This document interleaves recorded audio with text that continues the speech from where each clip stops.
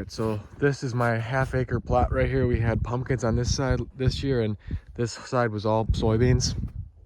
So it's about a 1/4 acre probably of beans. I planted most of this on the 38-inch rows. You can see 3, 4, 5, like 6 rows, 6 wide rows, and this side over here was all broadcast. I was trying to compare with weed control. You can see all these tall weeds sticking up. Doesn't look too bad now, but back during the growing season there was quite a few weeds in here. You can see and these plants didn't really get as big as I was hoping, but I'm gonna try and look into getting a pre-emergent for soybeans next year, so I can get a lot better weed control, and so I don't have to keep spraying it with Gly like 2 times at super heavy doses, and I still can't even get weeds under control really. But it turned out all right. They finished up eating these probably about a week ago. They had this plot half gone almost a month ago too. The soybeans always go so much faster than the corn. These beans didn't yield much of anything probably. They're barely knee high. They're probably only like 30 to 40 bushel beans, just guessing. But tons and tons and tons of tracks in here. A lot of these are probably within the last couple days because they look pretty fresh, like last night or the night before. The snow's melting super rapidly right now, and looks like there's still a lot of fresh tracks in here. These are most likely probably all doe and fawn beds right along the edge of this field here, and just a little bit of grass. They got a super heavy trail along the whole edge of this field here. I mean, it looks heavier than what it actually probably is because it's melted off, but yeah, I'll take you up just on the other side of that brush, and we'll get over there to the big corn plot, corn and brassicas, and I got a whole bunch of other plots out there to show you today too. So this is just the first of many.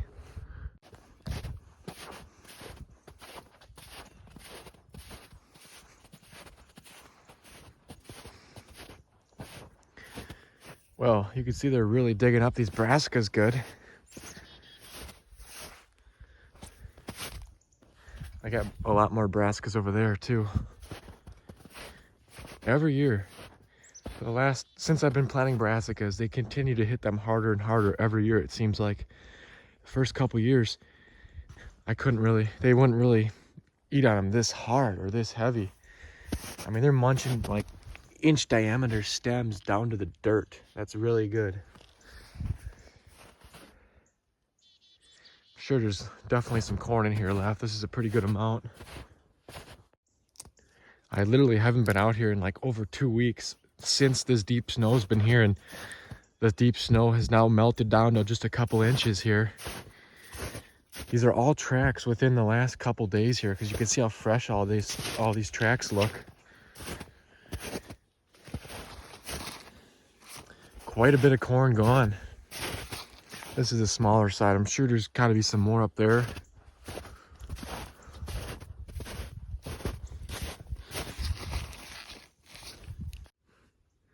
So the first, I believe, 6 rows over here is Nutri-Crave.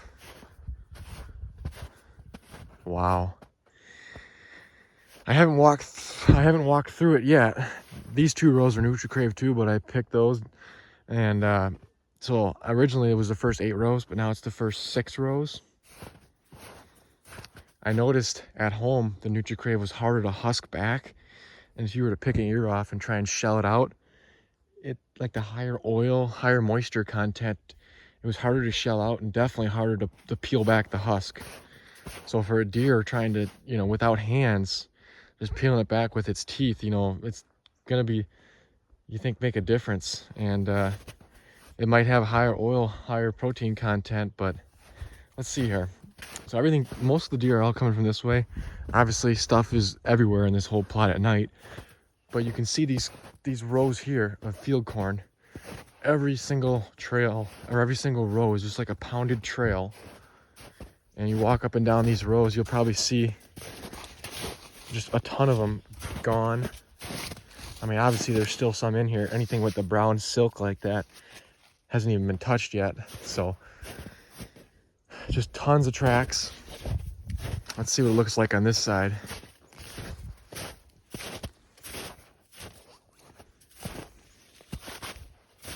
wow, it just dies out.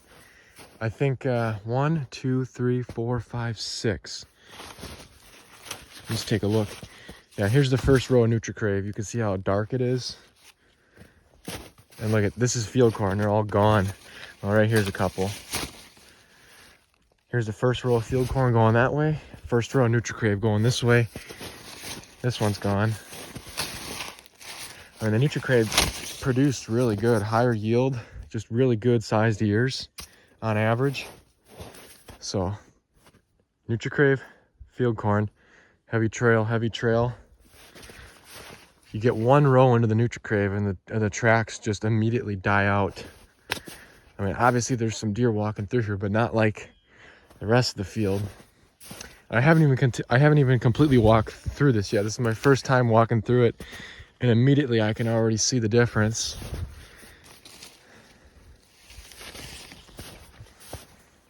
I mean, the stuff grew amazing. It's like 108-day maturity. My field corn was 100-day maturity. Just tons of it left in here. I mean, they'll find it eventually when they finish up the rest of this. But like literally just a couple deer walk through here. They're not even really eating on it on the edge here. I thought they'd be running up and down this edge, eating on this first row real heavy, like they are on that side. But you see they're just walking over there where they've been walking all year, and my Brassica lane right here, just traveling through. They're not really eating on this Nutri-Crave on the edge here. I mean, I'm sure they are a little bit, but yeah, definitely a difference. Not the difference I was expecting, or as they're promoting or whatever. And here we are back in the field corn, and immediately more deer tracks, and I'm seeing more deer or more corn gone, but still quite a bit in here, which is good. Yeah, so I'm not really too impressed with this Nutri-Crave. I think I'm still gonna buy at least one bag worth and plant it here and there next year, just to get at least one more year of comparisons or something. I don't know. I do like how it grew. If that's the only thing you plant, obviously it'll be getting pounded. Like if this whole section was Nutri-Crave, yeah, they'd be eating on it, but doesn't look like it's much better than field corn. If anything, it's worse. I don't know. Well, I suppose if you plant all Nutri-Crave, the deer will be getting a higher protein, higher fat content compared to this. I didn't even test with you can send in your kernels or whatever. I didn't do that to get it tested for protein and fat content or whatever, but I'm just saying, when you walk up to it, or a deer walks up to it, and see how easy that peels back. The Nutri-Crave, you gotta it's more like a silage corn where the husk is on it harder, and you gotta it's harder to peel it back. So let's go take a look at those Brassicas, and I got some more Brassicas, and I got some more Nutri-Crave. Oh, this is gonna be like a half-hour long video, guys, so you're gonna be skipping through it a lot, maybe longer. I just like to include all my results so I can look back, 2, 3, 4, 5 years from now, what it all looked like in 2024 here.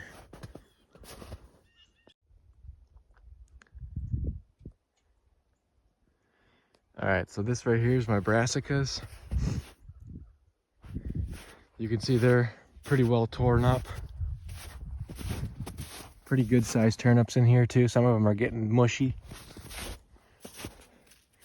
Just some really big plants just munched right down to the ground. All that from one tiny little seed. This was all no-till. You can see my crushed buckwheat still right here under the Brassica.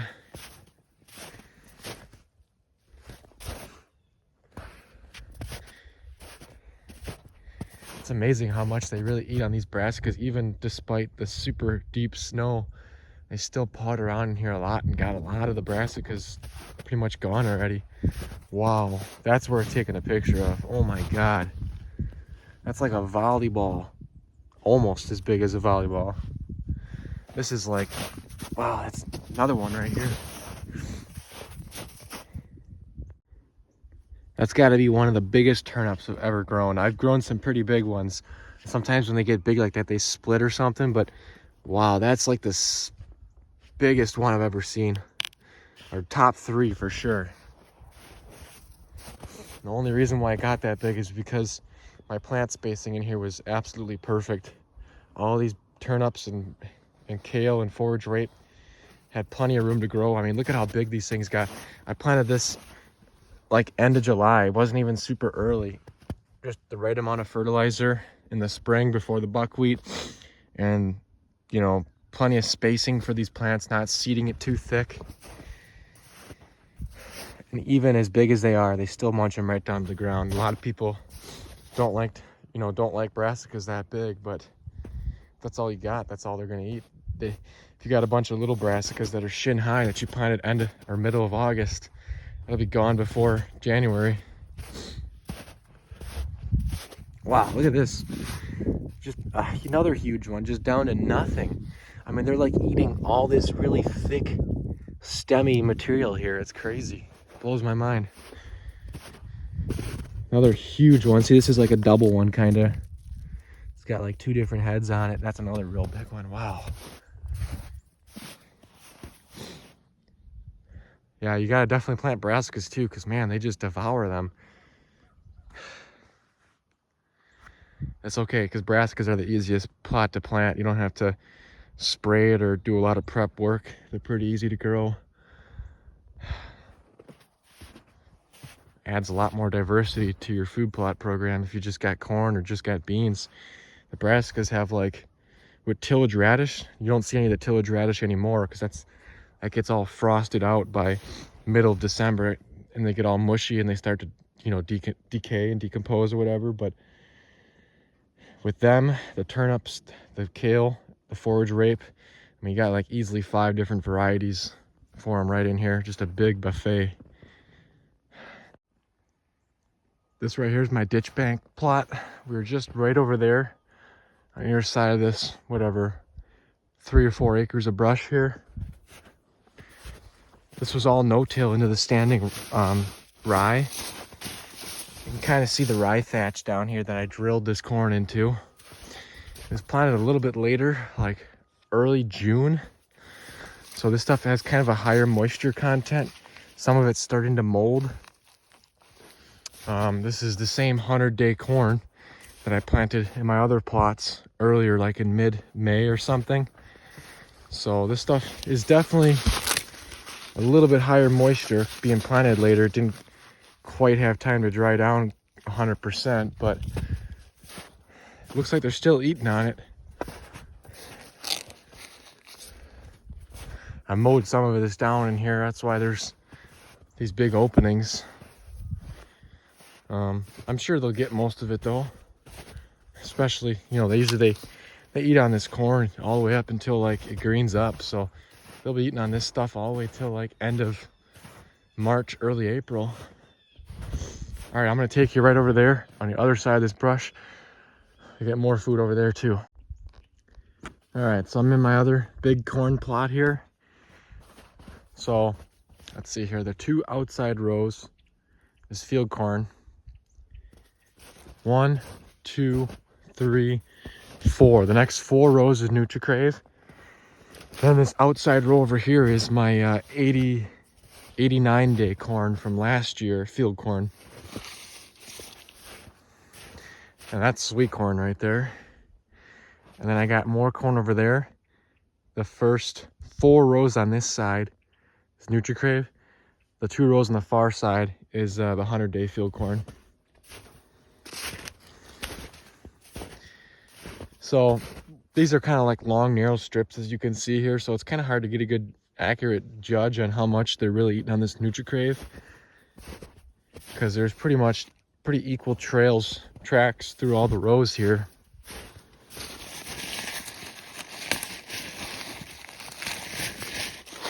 The Nutri-Crave is definitely harder to pull back the husk. But looking at what we got here, it's not much corn. I already picked most of this field, and there's still a lot in here, which is good. I just didn't want to be left with everything. I mean, that we would have had a ton left over if I wouldn't have picked any of it. All right, before we take a look at that corn up there, I'm going to show you these brassicas quick. These are my biggest brassicas I grew out here this year because of the unlimited moisture in this dark soil. Same method as I did in the other plot. This was all no-till brassica into the buckwheat, and there was a lot of chest-high areas of the buckwheat in here. It was really hard to seed this stuff in, along with chest to head-high water hemp and giant ragweed. But coming through here with the cultipacker and crushing all this down really nice, and spraying a really heavy dose of glyphosate on here because, like I said, there was a lot of water hemp, giant water hemp plants in here I wanted to make sure died. I got a pretty good kill on these weeds in here, and it was about 75% buckwheat, 25% weeds. You can see all this seed is all weed seed from these tiny little water hemp plants right here, so that's all going to grow next year. But yeah, pretty ate and up. I'm sure they'll continue to eat on some of these stems a little bit, but with this corn here, they got most of these leaves already, it looks like. Maybe a little bit less browse on these brassicas compared to the first spot we were at. Yeah, looks pretty good. We'll head up to that corn next. All right, so right up here next to this other plot of Nutri-Crave, I got this half acre of soybeans, and they're completely gone. This whole corner down here has been gone for like at least 2 months, and probably within the last, whatever, 2-3 weeks, they probably finished them up. There was just a couple in here that were still here last time I was out here. I just got this little corn wall for a little bit of screening. Same thing, I planted all these beans on these wide 38-inch rows, cultivated them, and I did come back the last pass of cultivation and seeded in some brassica, but that was like August 10th or something, so they didn't quite get that big, but it was a good green, you know, something green to fill in the gaps when these soybeans drop their leaves. But yeah, these have been gone for a while. Looks like they're hitting on some of this corn up here too. This stuff looks almost completely gone.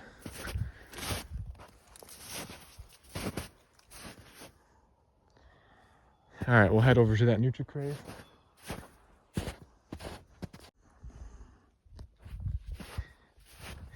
This stuff was really thick. Like I said in the past, the Nutri-Crave seed was a little bit smaller than my field corn seed, so it ran through our planter a little bit thicker than what I kind of wanted it to. Oh my God, pheasant just jumped up right there. I have seen 1 or 2 pheasants out here in the past, but man, the closest area they release them is probably that way, like 3 miles or better. Anyways, yeah, it's a little bit thicker than what I want for the corn. I mean, look at that. But it's still produced okay. Down here, a lot of it like stalk snapped and tipped over. I mowed and picked some of this in here, so that's why it's kind of thinner down here. But up here, it grew a lot better. The deer are in here, but there's still a lot of it in here. There's actually less deer tracks here than what there was in that corn.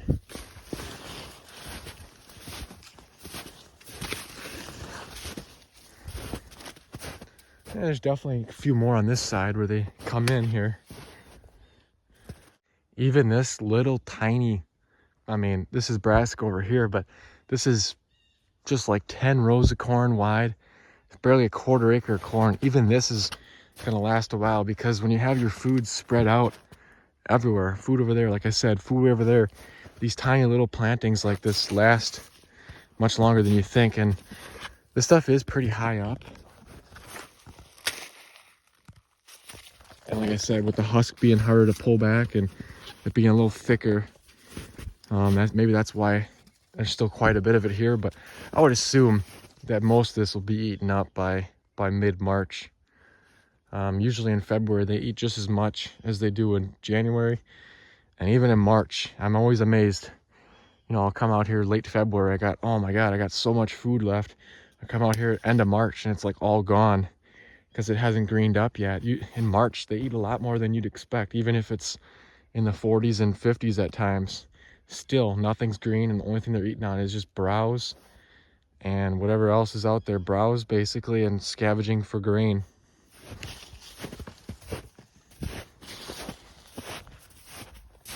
Same thing over here. Pretty good turnips, and a lot of deer eating on this little section. All right, we'll head over to that last plot by the hill here. All right, so this right here is the flag plot. I had the Brassicas up here as like the star section of the flag, and then strips of corn and soybeans as the stripes. Soybeans have been gone for over a month. They didn't do that good in here either because the deer browsed on them all summer long. Look how shredded up that is. Wow. Just a giant stem down to the dirt. Looks like my dad drove the snowmobile through here.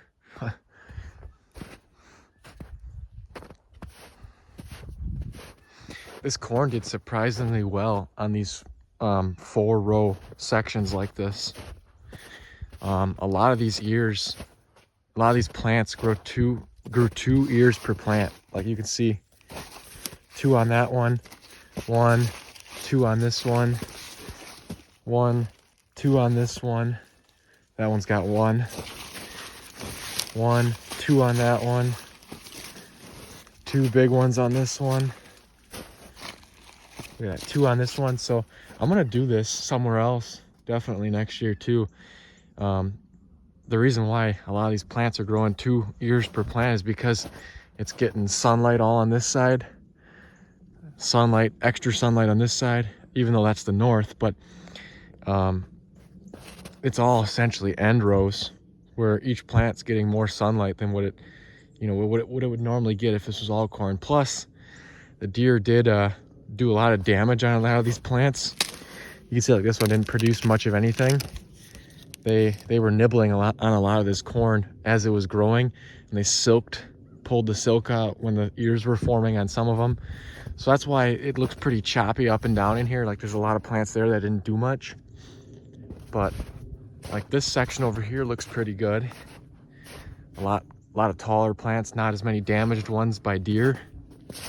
And same thing, 1, 2, 1, 2, 1, 2, 1, 2.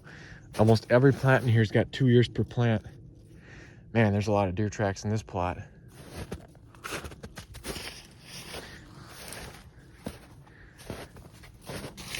So I really like how this turned out, these blocks of 4. And then this last section of corn over here is Nutri-Crave. I should have put the Nutri-Crave over here more because even though with this being south right here, for some reason, I think it was these trees, because I thought it would have got good enough sunlight right here, but you can see this corn didn't really amount to much. There was a couple ears in here. There probably still is up there a little bit. I'll head up there, but I think a lot of these trees with their roots sucked a lot of the moisture out of the ground on this edge of the field here. I did notice in that first Nutri-Crave spot that where I had it side by side in the same field, the Nutri-Crave was drying up faster on some of them dry spells we had back in the summer or middle of summer.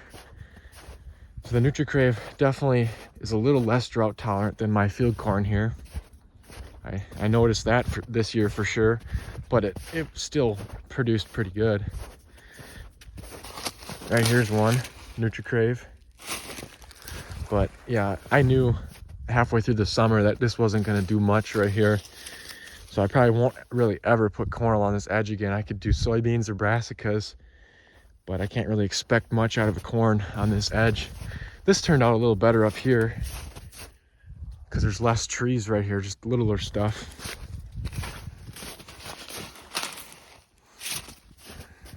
This is from raccoons. When you see corn all basically ground up to a powder like that, that's from raccoons. Plus, you could just tell that all these knocked over ones are most likely from raccoons too. And in between all these soybeans, I have brassicas seeded. Did the same thing as I did over in the other half-acre soybean plot. The last cultivation pass, I seeded this whole thing with brassica, and it pretty much filled in all these rows with green. But like I said, it being planted later, they didn't get quite the size on them, so they're probably all buried. A lot of them are probably buried under the snow still. But you can see there was definitely some brassicas in for them. I'm glad I overseeded these soybeans. Otherwise, I've just been a blank spot of nothing. But yeah, this is really looking good in here in this plot too. Man, they got quite a bit of this corn already. I'd say there's probably at least half of this corn, half of this total food plot is gone already, which is, I guess, expected. It's almost February.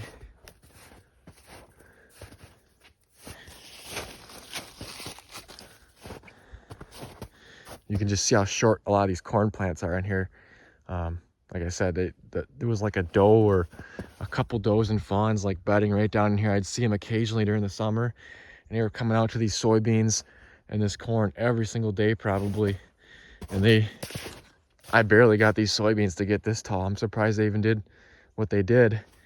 I had to replant these soybeans in here in a couple areas this year. It was kind of a lot of work for nothing really, but yeah, turned out pretty good though overall. It's still going to be feeding these deer with this corn in here all the way till probably late February. I'm guessing they'll have most of this corn gone, maybe even mid-February. I mean, that's almost a whole month away, late February. So yeah, thanks for watching. I'll might have one or two more food plot updates out. I don't know, we'll see.